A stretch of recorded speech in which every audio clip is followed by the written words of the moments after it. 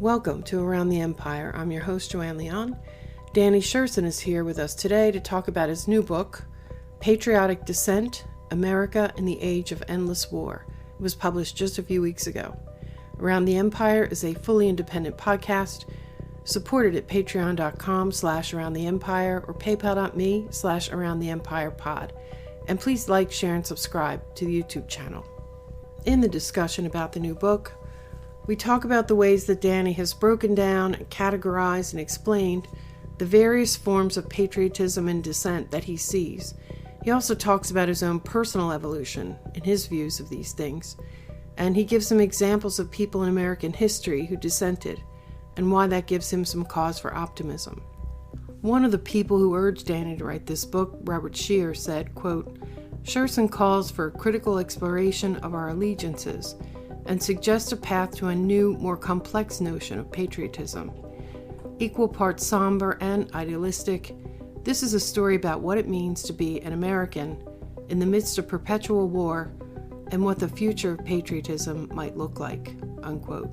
Daniel A. Sjursen is a retired U.S. Army major, a prolific writer and speaker, an author, columnist, speaker, podcast host.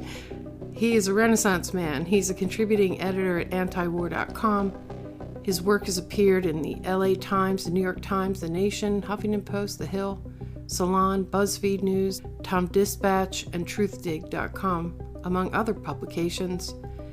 He's the co-host of the Fortress on a Hill podcast. He does interviews on numerous podcasts and other media.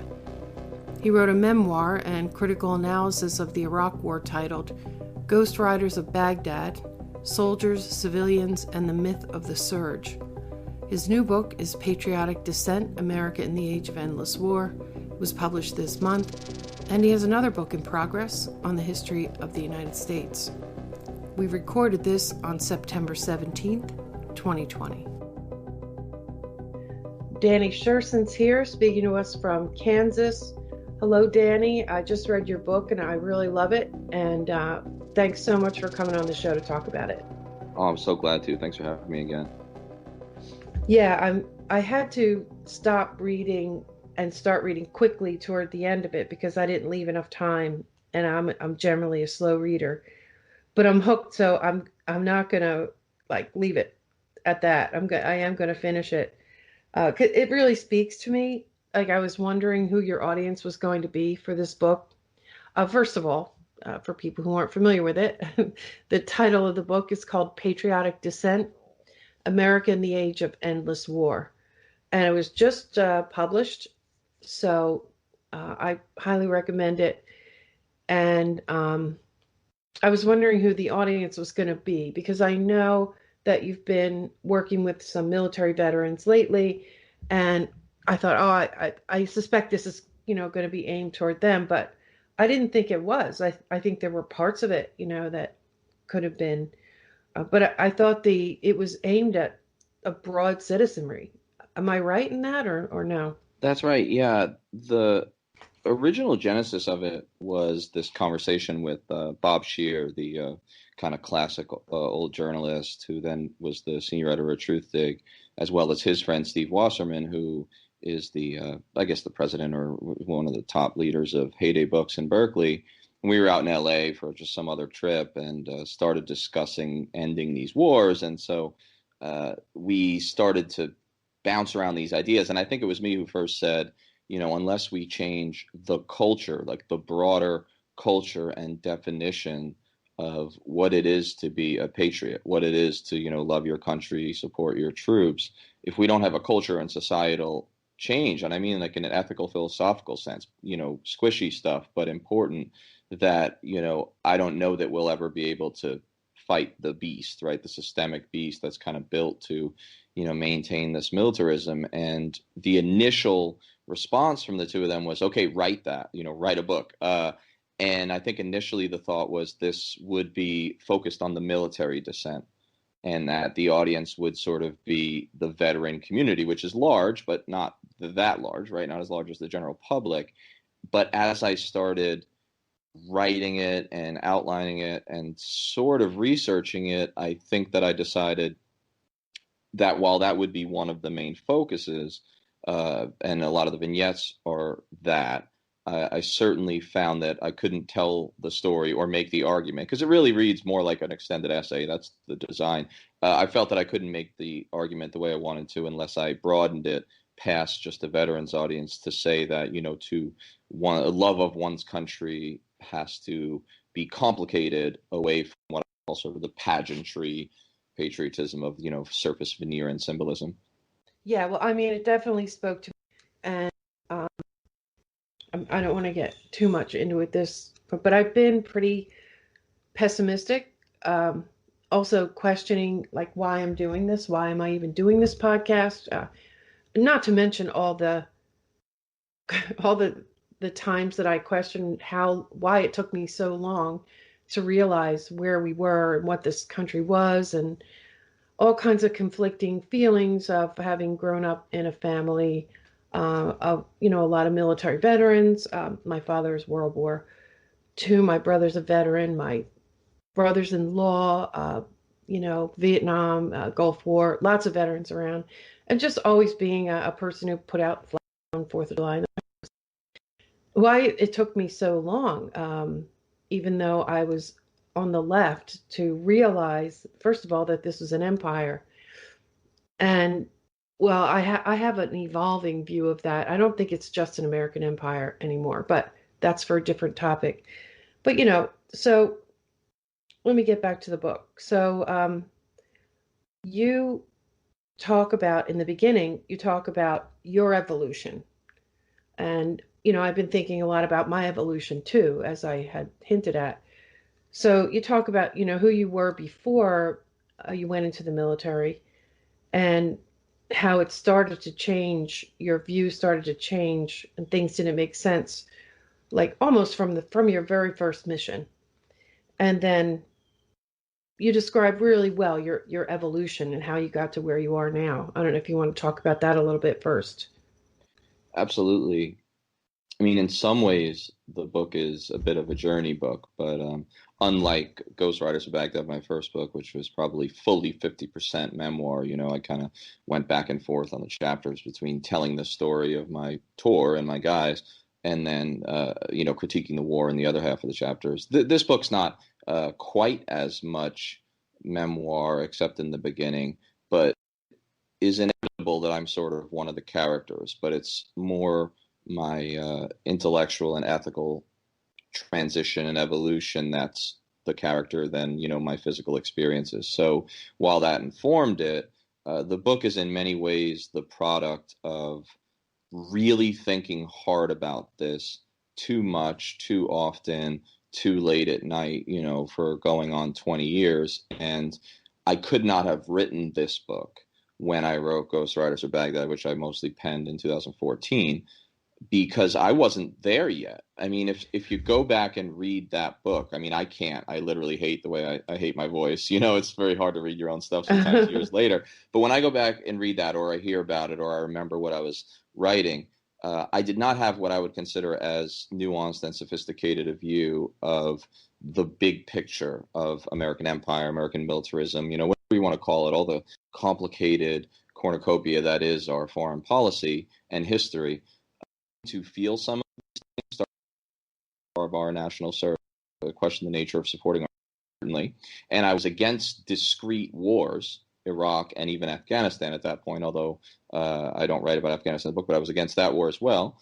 But I couldn't have written this. I mean, I wasn't in a place where my development had come to the level of systemic critique and a cultural critique and a cultural history of America, and critiquing how it frames not only its patriotism, nationalism, but also its dissent, and how we memorialize and remember and canonize dissent that was often, unpopular at the time. So we can talk more about that. But I would say, Iraq made me anti-Iraq war, and Afghanistan made me, and I mean my experience therein and how I read it. Afghanistan, which came second, made me anti war on terror completely, questioning the entire framework because, Afghanistan was supposed to be the good war. So if even that war no longer made any sense to me, then there must be something wrong with the entire framing of the response of September 11th. But then teaching at West Point, so going back to grad school, taking a pause,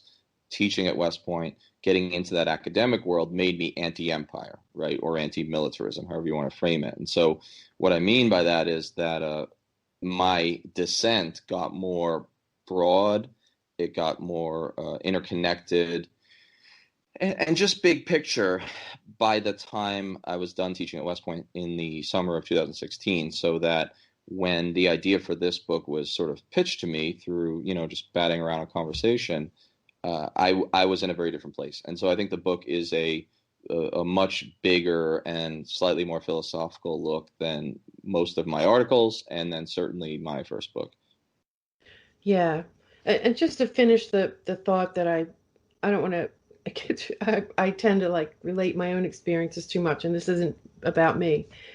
But I did want to tell you that, I am very pessimistic as I came to realize, that we are an empire and this and that.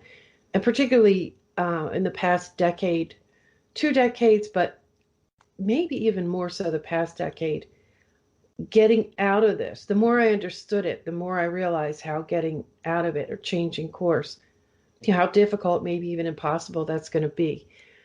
But one thing that you did do is you demonstrated through history, and I'm jumping ahead a lot. I don't expect you to talk about this quite yet, but you demonstrated out through history there's a solid history of dissent in this country, whether or not we are still the same country that we were then, or breeding the same kinds of people, I mean, is still to be seen.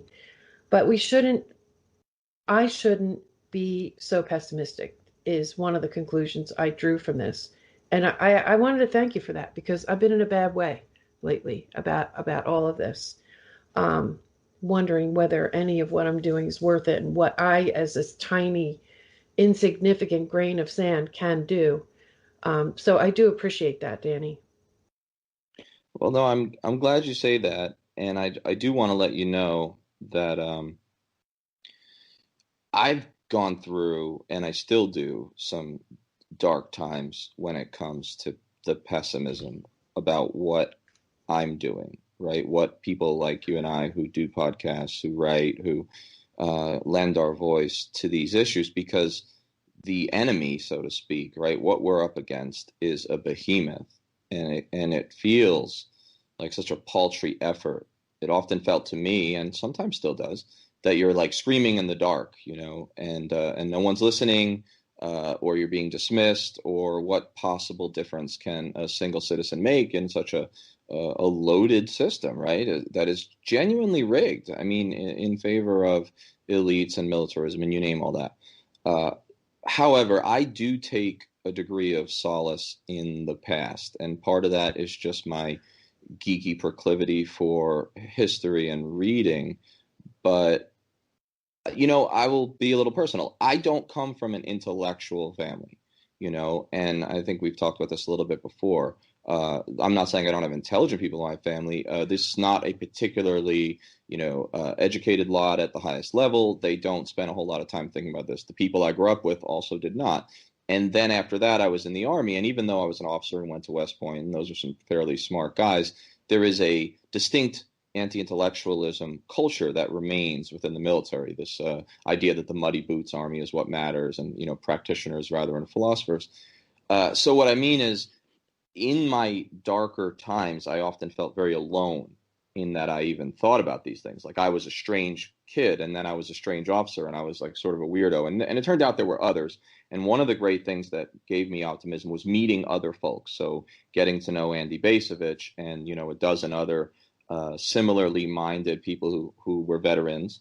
And then also some of the younger veterans of the post 9/11 wars when I got involved in the anti-war movement. But, before that, I mean, my soulmates, not to go full Goodwill Hunting, but my soulmates were like dead writers and figures from the past. And I took solace in Mark Twain's anti-imperialism that most people don't know about, and in Smedley Butler, the Marine who was a general and then turned against the wars, and then civil rights figures who had systemic critiques. So I think that what I hoped to do in the book was to cautious optimism that there has always been a thread of dissent in our society.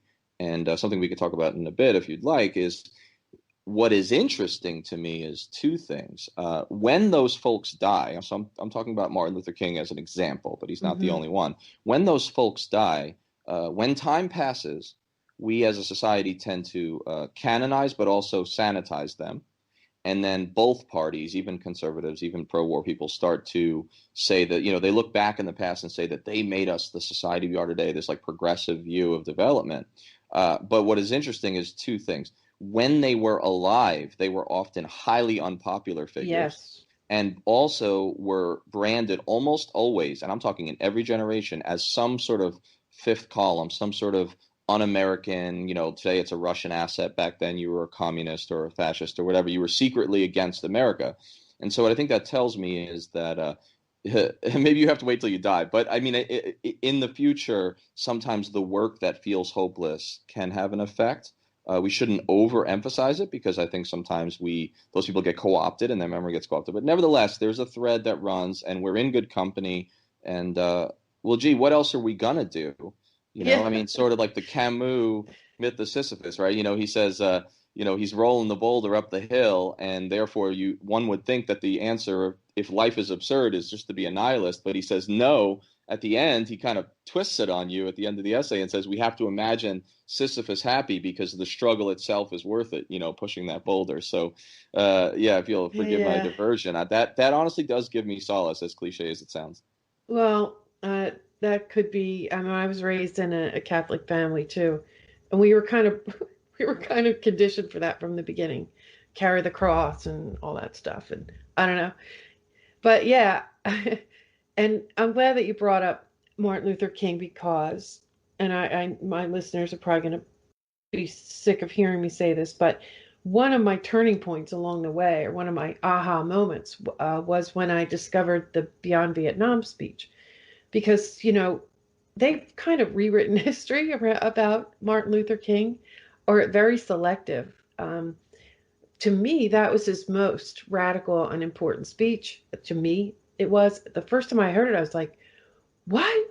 And it's widely available, but lots of people still don't know it or haven't taken the time to listen. I mean, the audio is really difficult, but you can hear everything he's saying. You can find transcripts, things like that. And the things that he said are absolutely just as relevant today, if not more than they were then. That was a real turning point for me. But that's been almost erased from American history, and that worries me too. Well, I've written an article called the Radical King for Truthdig. Actually, it was like 3 years ago. But Nina Turner, the Bernie Sanders surrogate state senator, she's a pretty big figure on the left right now. She retweeted it out a few months ago when I was on her show the first time, and it kind of got some more attention. But the point of my article was built around that Beyond Vietnam speech, talking about how, King has been sort of co-opted and sanitized, and the radical aspects of his, especially late career, have been whitewashed. And so the whitewashing is that we only remember, as you're noting from how powerful the speech was to you, we only remember his civil rights history, specifically the stuff on race and specifically the nonviolence, right? Forgetting many of his, hedges about rioting and stuff. But the thing that's forgotten are the other two of the, triplets of evil, the excessive materialism that he critiques, which is really a critique of hypercapitalism, and then the critique of American militarism, most famously saying that our country was the greatest purveyor of violence in the world. But I think I mentioned it in the book, and I have in essays since. The thing to remember is that, by at least one poll, and by most to some extent, King has like a 70% disapproval rate when he's killed in 1968, which is almost exactly a year after the Beyond Vietnam speech. And that means he was 25 full points less popular at the end of his life than in the time of the March on Washington. Mm-hmm. And that's instructive because if you believe the whole progressive development history, civil rights and all these things continually just get incrementally better until we're the perfect society that we are today, right? Or whatever people think. But what it tells me is that the reason so many Americans turned against King, that 25 points, most of whom, by the way, if you kind of look at some of the writing, like the New York Times headlines, were polite white liberals who turned against him. And why did they do that? Well, because he touched the sacred cows. He stepped out of the boundaries of civil rights in the South, and he touched the sacred cows of capitalism and militarism. And in the process, he alienated a lot of people. But of course, that's been whitewashed, and we just now have the sanitized King of the I Have a Dream speech. Yeah, I would say also he tried to unite those movements, and that terrified the establishment. And if anybody's wondering, so what happened to the New York Times? Oh my God, it used to be great. No, read the New York Times response to Martin Luther King's Beyond Vietnam speech. It's on one of the Martin Luther King sites that has its archives and things. Nah, they were like that then too, just like they are now. They're terrified of any kind of a populist movement or any kind of a I hate to use the word like an intersection of different causes and people realizing that, um, economic and foreign policy and rights movements all have a lot of common ground. And they're just afraid that we're going to figure that out, have to divide in order to the main people in power to stay in power. You can't let people find too much common ground. At least that's my opinion. Yeah, absolutely. I think that that's true too. He was a distinct threat, it seems, when he, tried to unite labor, race, the Poor People's Campaign, which was his final project that, didn't come to fruition under his leadership because he was killed, to unite everything from Native American reservation dwellers to white Appalachia poor to, of course, urban black and rural black in the South. And when you tie that to the anti-war movement, and suddenly you have a movement of movements, and that's a distinct threat to the system. So while opposition to the Vietnam War wasn't popular and was seen as a threat, if it was discreet, if it was a student who didn't really like the draft, and so that was what mainly drove them to, go against Vietnam, which wasn't all of them, but it was some apparently, then that's not as much of a threat as the, threading together of these movements. And so I agree. And the New York Times' response, as you said, is something that I feel like every American should really read to understand that the establishment has always been thus. The mouthpieces for the establishment, even if it's the polite, vaguely liberal establishment, has always feared systemic change and has always been doing the bidding of the powerful. And that's important to realize so that we know to take media with a grain of salt then and now and not nostalgize the past, which is something I used to warn my students about in American history class, is that, oftentimes what we think was so wonderful in the past because we're frustrated with today was a lot uglier than it has been remembered in retrospect. So I think that's an important point about the unifying of the movements and why that caused fear of the dissenter king. Right. Yeah. I mean, to be fair, I do think the New York Times has gotten exponentially worse. Yeah. And that could be a whole separate podcast. I don't want to get us too far off track. What I'm going to do with the book is I'm going to seize on a couple of opportunities you give me to where you delineate some things into, like there are three kinds of patriotism, there are four kinds of dissent, this kind of thing. Let's talk about. Does it make sense to move on to that right now? Absolutely. Okay, cool. So let's talk about first of all the patriotism that you have identified or categorized in this country. Let's talk about those to start with. Actually, you actually call them motivations, don't you? Right. So, well, first, so there's what I've kind of come up with. One of them I drew from another author, and that's kind of the four motivations of dissent.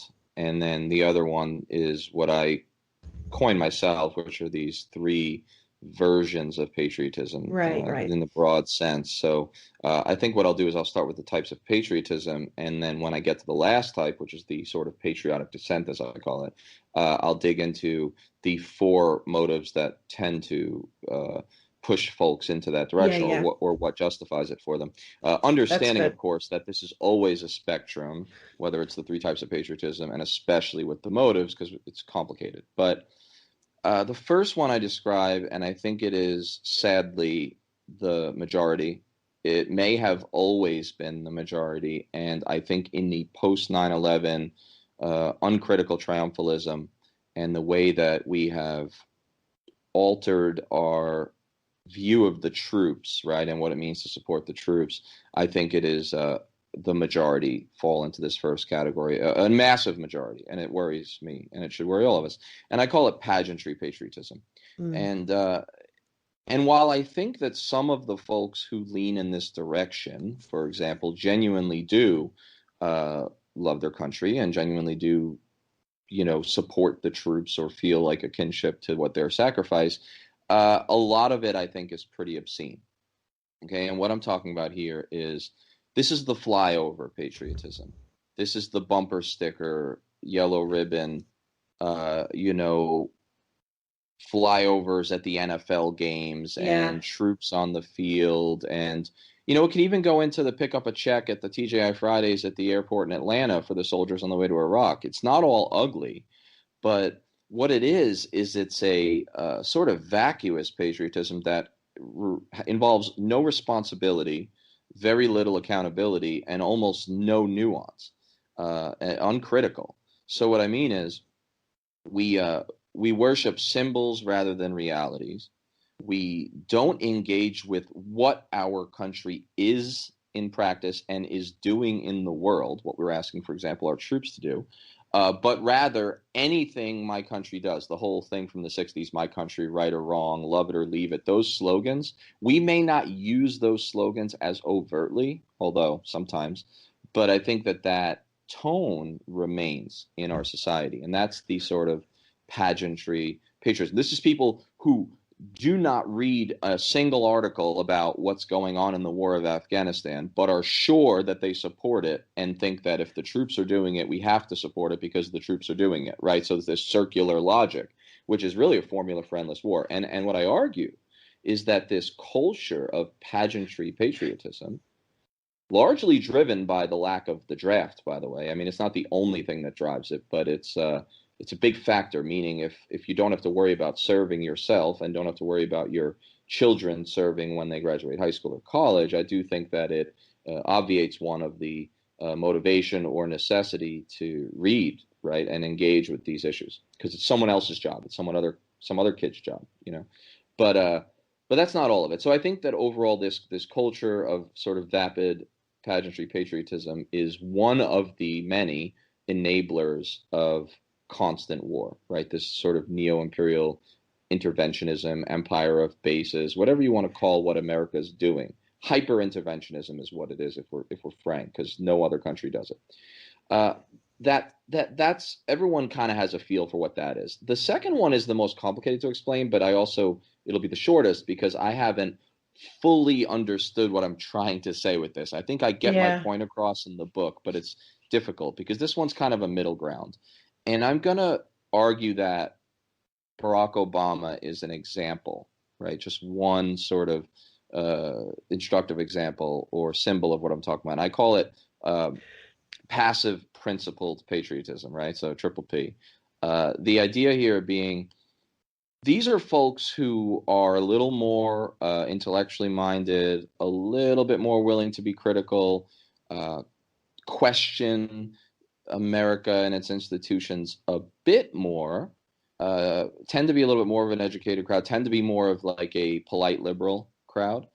And they are willing to say America has flaws. They are willing to say that even a discrete war might be problematic or policy overseas.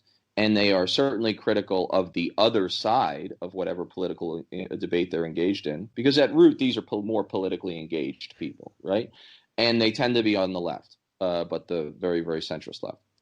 But what they are not willing to do is reframe a paradigm or critique a system. And they have a lot of sacred cows that you may not Yes. touch. And there are a lot of the same ones that King touched. So, you cannot question the troops as an entity or American foreign policy as representative of an indispensable nation that is inherently a force for good in the world. Meaning, Barack Obama, for example, would be critical of the war in Iraq, but still thinks Afghanistan is the good war. Barack Obama may be critical of George W. Bush's torture policies or Guantanamo, but he still believes that the problem isn't that America has grown imperial. It isn't that America is takes its exceptionalism to almost a diagnosable syndrome and is potentially actually having a counterproductive and damaging foreign policy throughout its recent history, but rather that if we just tweaked certain aspects, if we just became a better version of ourselves, if we just threw the other bums out of office, we can and should, and in fact must, for the sake of the world, remain exceptional, the indispensable nation, force for good in the world. These phrases that are thrown around. So that to me, that's what the passive principled is we're not going in the streets to overturn a system or to stop traffic until the wars end, and we're not willing to question a lot of the systemic stuff. And of course, we're not going to question things like hypercapitalism or free trade and some of these other aspects of like the international financial institutions. So Or even that's another one empire that, itself. right? It's No, we always, won't even use the word empire. yeah, I mean, yeah. you will not. I mean, Barack Obama and anyone like him, Joe Biden is not going to use the word empire to describe anyone but Russia and China, And it's or always, Iran. we meant well. We meant well. We just, Absolutely. we need to be better, more charismatic and more polite tactics and stuff like that. Yeah. Yeah, and I have in the past, I wrote an article that helped inform this chapter or this section of the chapter on the passive principled folks, and I called it "How Do You Like Your Emperor?" Uh, or polite. And what I described is I said, in the last three elections or the last three administrations, we've had emperors, and I argue why based on the Electoral College and also based on the way the executive branch has taken over war making from Congress completely. So I said, you have an emperor. That's not the question, and I make that argument. And then I say the question is, how do you like it? It's a matter of taste, not principle, because you can have a buffoonish emperor like George W. Bush, or you can have a polite emperor like Barack Obama, or you can have a coarse one like Trump. But in the end, you get an emperor. This doesn't mean there's not gradation. It doesn't mean there aren't preferable ones, I suppose. But the passive principled concept is that they have some principles, they engage at the margins, but they will not question America's exceptionalism and place in the world, which to me is toxic in and of itself.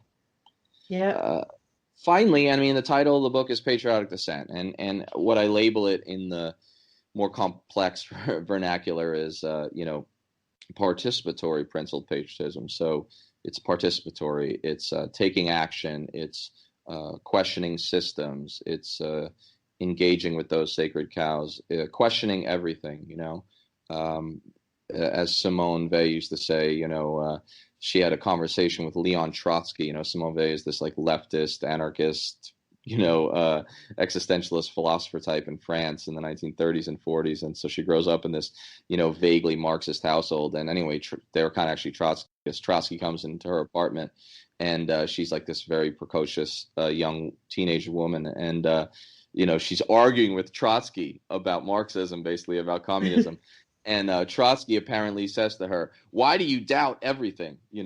And I would argue that what I'm arguing for here with patriotic dissent is that the participatory patriots, the patriotic dissenters, they're the doubters. So I dedicate that chapter to the doubters, sort of. And my point here is one that's been made many times, but I think I take it a little deeper, which is that when your nation, you should always question everything, but when your nation has gone so far off the rails, so through the looking glass, that the republic is very far down the road, or already down the road, of the curse of Rome, which is what our founders feared. This idea of they were obsessed with Rome, by the way, but which is why we have a Senate and all those, architecture in D.C. But they were obsessed with the notion that how do you create a system that will stop the republic from going full empire like the Romans did. And there were flaws with their logic because America was already in settler colonial empire in a lot of ways, but nevertheless, they were into this. And so if your country, if your republic has gone so far down the road of empire, if there is de facto apartheid at home even today,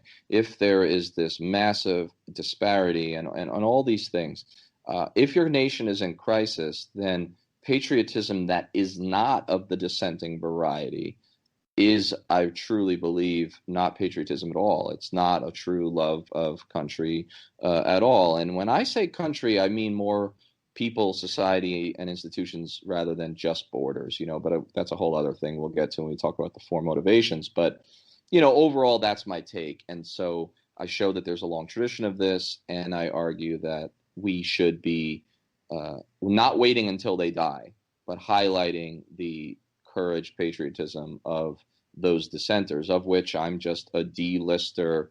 There are so many examples I give that are living today that are, taking this. But so, participatory doesn't mean just in the streets. I mean, it's very much, to channel Marx, it's very much an each according to their ability sort of thing. But there are many people doing it based on their talents, and they are often not thanked for their service. In fact, they see the insides of jail cells, or more often than that, are just silenced or ignored, which is worse in a way.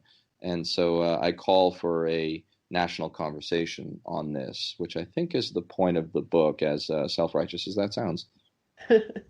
Well, as someone who's familiar with, and many decades of familiarity with the alcoholism addiction recovery community, this is not too hard a concept for. It's really, to boil it down to really crude phrase, it's kind of tough love, and frankly, for another topic sometime maybe we could get into. I think that understanding addiction and looking at our country, there are parallels that can be that can be used that are very similar. Just to throw that in there for maybe another conversation among ourselves. But that's kind of the framework that I use when I think about how to approach it. No, I think that's an interesting point, and I would love to come back on and talk about that.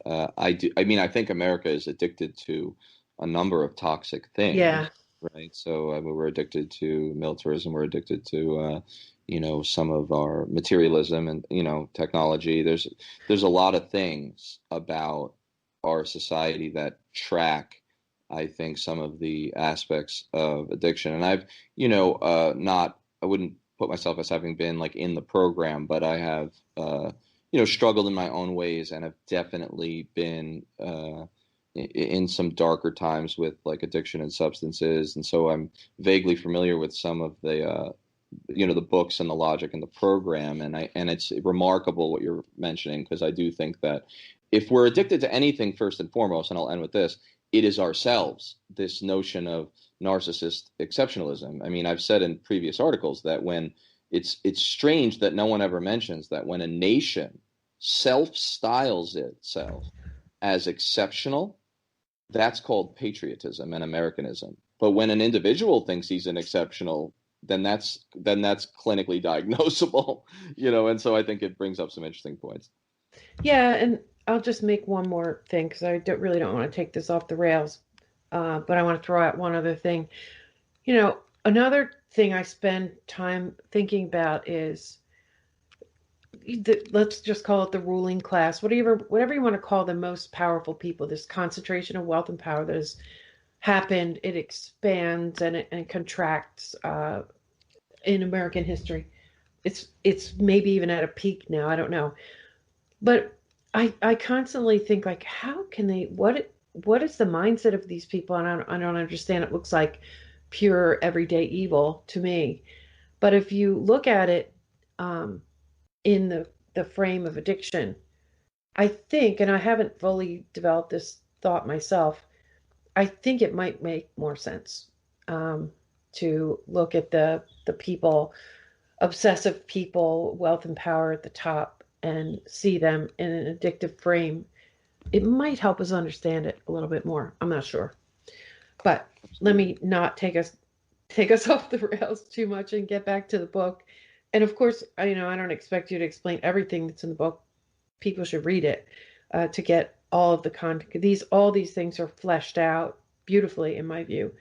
So, but yeah. So, Danny, let's talk now in the way that you laid out before. Let's transition to the forms of dissent, Right. categories, or Yeah. So this is important, and much of this comes from previous work that's been done on dissenters and sort of their history. But in general, there are four main critiques or angles or motivations, or what gets a person going, what is driving their critique. And one of the first ones is this notion of Republican motivations. And mm-hmm. this is common on the libertarian right.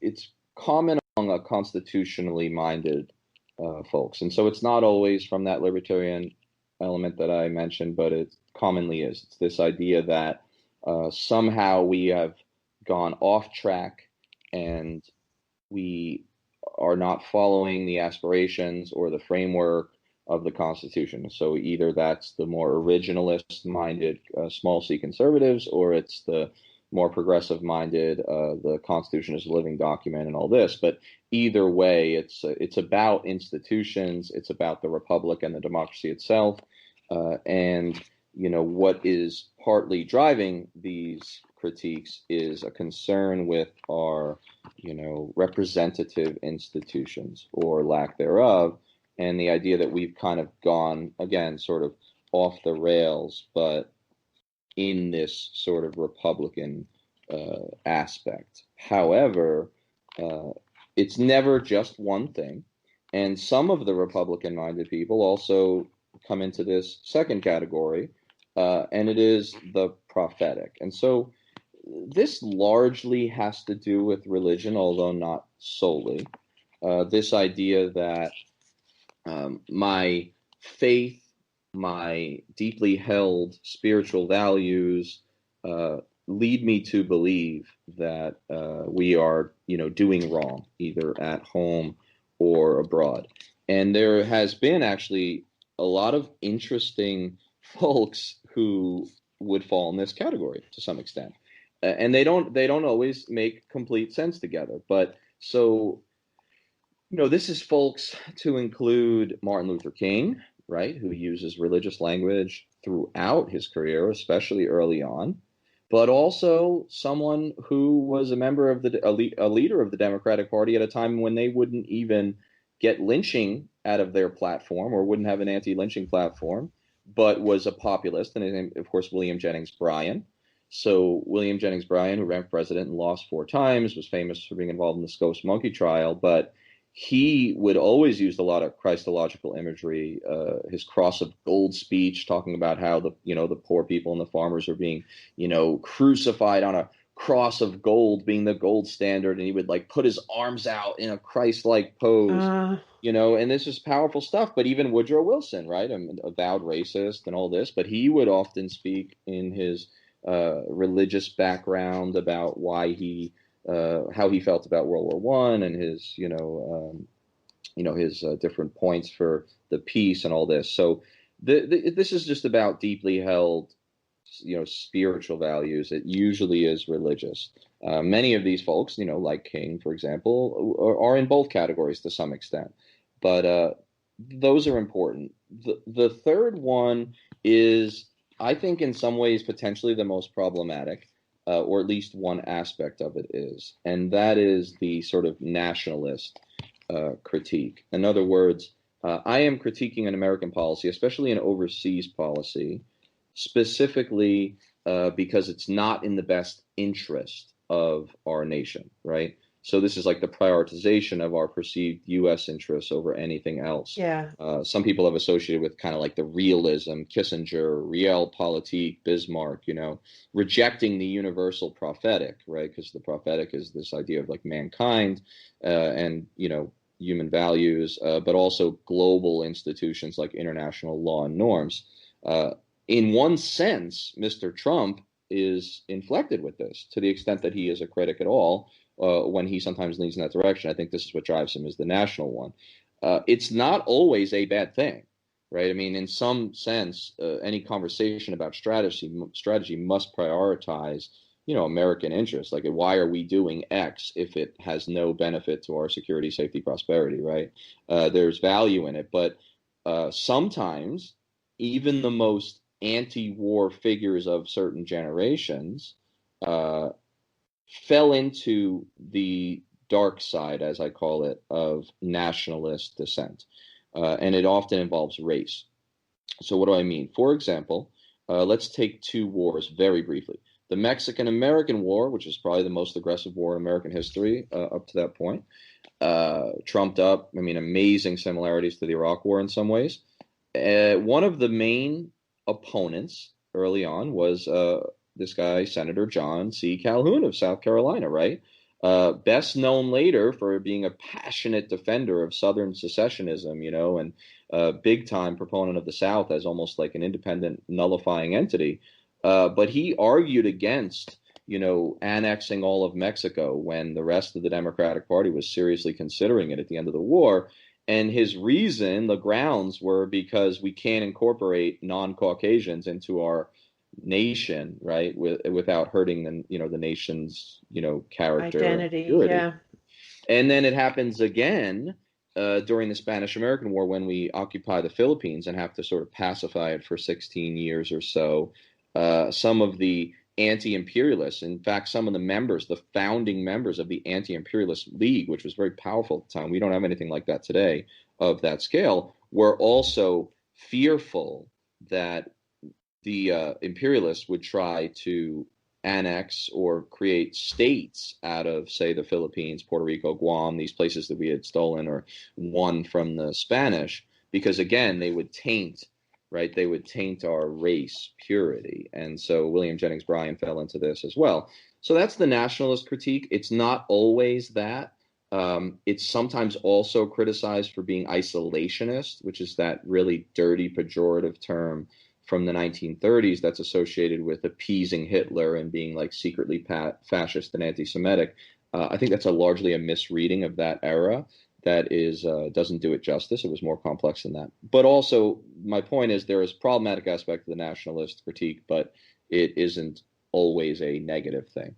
And the last, and what I mean, undoubtedly, I like to see myself in, and like to see many of the more, powerful or inspiring dissenting figures, is the Cosmopolitan. And, the Cosmopolitan kind of pulls together a number of these strands. And so it's kind of directly in opposition to the nationalist strand in one sense, because it thinks that sort of principled dissidence, it recognizes and celebrates a multi-ethnic and interfaith nature of America, but also the need for internationally acceptable values and conduct, this notion that it pulls from the prophetic of, the specialness, right? The unique nature and value of all life, and this, some people would see this as like the citizen of the world attitude of, say a Eugene Debs or, one of these folks. But in a lot of ways, it's more than that. It pulls from all of them. And I'll just give one example, which I use in the book, of Abraham Lincoln. Lincoln kind of personifies an early example of this cosmopolitan threading in his anti-Mexican war stance, for example. He defends being against the Mexican War because he is partly anti-slavery. Eventually, he doesn't want to see slavery expand. He is against the secession of the South. He thinks it is against like God, to the extent that there are, universal values of life, and also that a house divided itself cannot stand. Later in the Civil War, that the republic can't hold if it becomes more like an empire.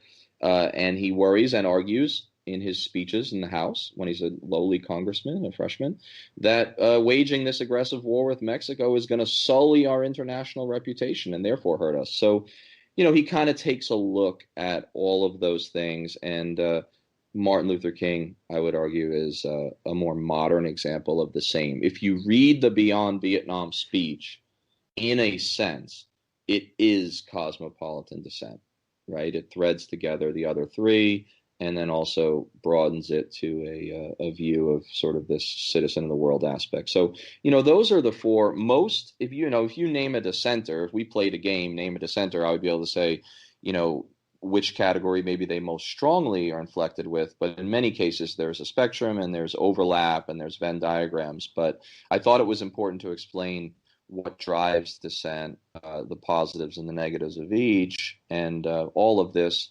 can fall under the kind of patriotic dissent, participatory principled aspect, which was, that main third one. So it's kind of a long explanation, but I think it's one of the cruxes of the book.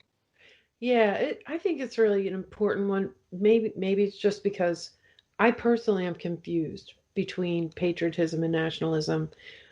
And I recommend people read this because there are some things that you put in here, um, about a dedication to principles and a love of the country that you came from. And he also goes back.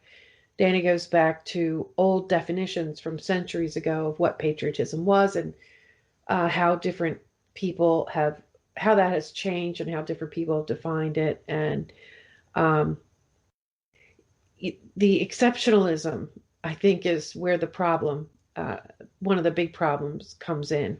I don't know if you actually used that word in here, but I think that's what you were talking about. One of the definitions, just beliefs in superiority over all other nations, and sort of that's where the problem starts.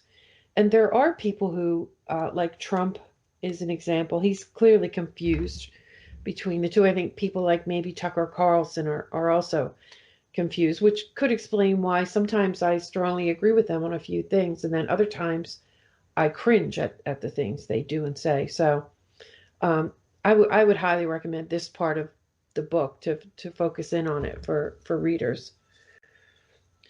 Well, I mean, it's interesting what you say about Tucker Carlson and Trump and some of these figures. I do also agree with them occasionally, and much to the chagrin of my more centrist or establishment liberal Yeah. friends, the polite liberals, as I call them, in a sort of Midwestern, bless your heart kind of patronizing way, I guess. But, I mean, I think that if I agree with them, I usually agree with them, but for the wrong reasons or for different reasons. My motivations tend more towards the cosmopolitan than the national. But you brought up this idea of what the difference between patriotism and nationalism. And I will tell you, frankly, that it is a rare thing to write a book without already having a thesis, or at least a fully fleshed out one. People will tell you, oh, when I start my research, I'm a pure scholar. I don't have any preconceived notions. They're all liars. We all have bias. Most of us know exactly what we want to say, and then we go find the evidence to prove it. Now, we can't do that purely because that would be intellectually paltry, but all of us do it to some extent. And no doubt that I had a viewpoint when I started writing this. However, what is interesting is Bob Scheer of Truthdig and interviewing of several presidents fame. He asked me the question that day that we thought up the book concept, and many times since and before, is patriotism toxic? It's one of his favorite questions for me, and I feel like my answer changes. I hedge a whole lot. And I will tell you that there was a point early in the drafting of this book where I think I was going to flip the entire script and say, throw the patriotism baby out with the bathwater. It's got to go. The whole thing is toxic. It's too linked to nationalism in the more chauvinistic sense. I have argued a number of times that the problem is exceptionalism, the notion of one country being sort of God-given with a certain right or a chosen people, right, can be problematic. I've argued that exceptionalist nations inevitably, if they become powerful, and they usually are, or they won't think of themselves that way, then tends towards like a triumphalism, which then later sort of manifests in chauvinism, because if we're better, then we can impose we have so much freedom brimming over the top that we have to share it, at the point of a bayonet. So in some sense, I am skeptical of nations, to be frank. I'm skeptical of borders. I'm skeptical of man-made lines. I'm skeptical of division. There's a part of me that wants us all to be one world planet, in kumbaya sense. However, I think that after thinking more about this, reading more about it, really challenging myself, I decided to have some hope. And what I mean is, we live in the world as it is, right? And I don't think that borders and nations are going away. And there is something powerful about the things you don't choose, even if they are irrational.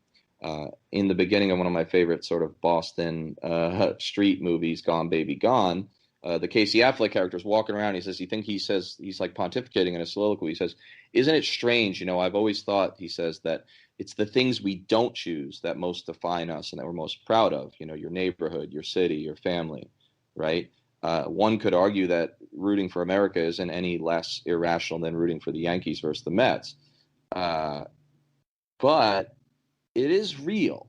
Just because it's irrational, it doesn't mean that there's not something about a Mm-hmm. shared culture. And we do, again, live in the world as it is. So I think that patriotism, if it is a critical, nuanced, uh, and of course complex patriotism that is willing to dissent, not always, not just because, but when things are awry, and I would argue they always have been, and they certainly are now, then there is a sort of value in love of country that is so fierce that you'll call it out when it's being a jerk, to simplify it. I mean, my best friends in the world are the ones who call me out, Mm-hmm. and to oversimplify, I think that we really, really have to we have to love our country and its aspirations enough to be willing to say you're not being the best version of yourself and you're actually being self-destructive, to kind of get into some of that addiction language. I mean,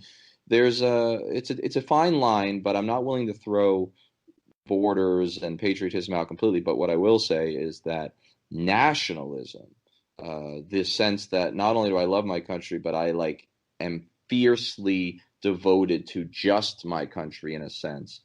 This singular and discrete nationalism, it does, both of them, both concepts, patriotism too, but these concepts are dangerous concepts. A lot of the most beautiful things in life are the most dangerous when taken to their extreme, and they often are. But what I'll say is these things tend towards jingoism, triumphalism, chauvinism, and aggression. And so, while I did not decide to throw the patriotism out with the baby in the bathwater, I remain skeptical and very circumspect about how we frame the terms, if that makes sense.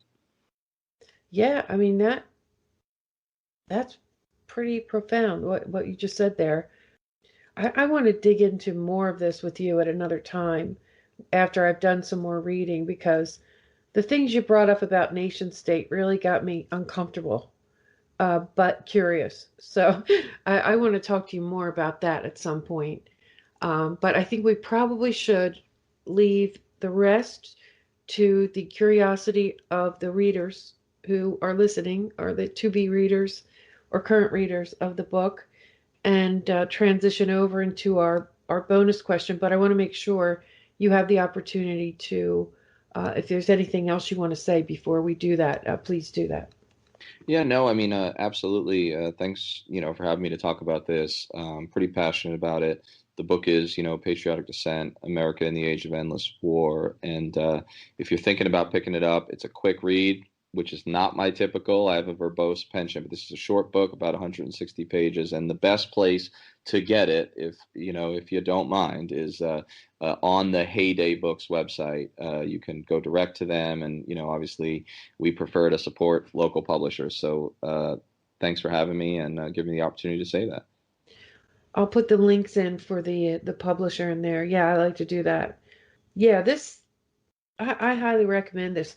And while I'm sure there are a lot of projects you'd like to do that are expansive and deep dive type things, I personally think, for what it's worth, you should do more of these, Danny. These 150-page books, where you lay out an argument, or even just thoughts. I think this was a really good idea. Just saying. Yeah, I'm glad I did it. I am, and I'm thankful to Steve and Bob for pushing me in a direction I might not have gone in on my own. But you're so prolific. I mean, I feel like you could knock these out fairly often, but whatever. That's just my opinion. All right, so the bonus question. It's very broad. It may seem a little cliche, but I'm curious. about, and I've seen some of your thoughts, so I already have a little bit of a sneak peek on this. How did you feel this year? What were your thoughts on this latest anniversary of 9/11? The answer to the bonus question is in a bonus segment for patrons. You can get access to these bonus segments, there's one for almost every interview, by subscribing at Patreon. Plus you get access to other patrons-only episodes and access to our new Discord channel, where we can talk among ourselves and do some Q&A live streams and such. So that's my tease. I hope some of you will join us. I'll continue now with the interview wrap-up. Okay. All right. Well, thanks so much for that, Danny. I really appreciate it.